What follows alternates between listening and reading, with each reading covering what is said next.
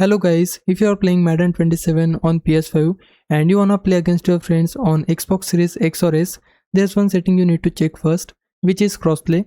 Go to game settings, find the crossplay option and make sure it's turned on.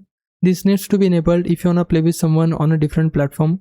Once that's done, press the R3 button on your controller to open EA Connect.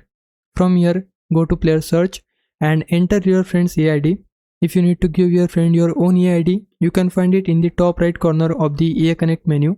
Search for your friend's account, select their profile and send them a friend request. Once they accept it, they'll appear in your friends list inside EA Connect. Now back out of EA Connect and go to online head-to-head.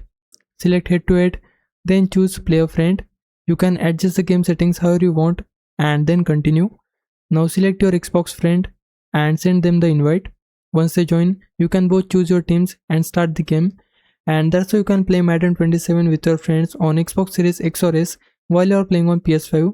Hope this helps. Leave a like and subscribe my channel. For now, thanks for watching.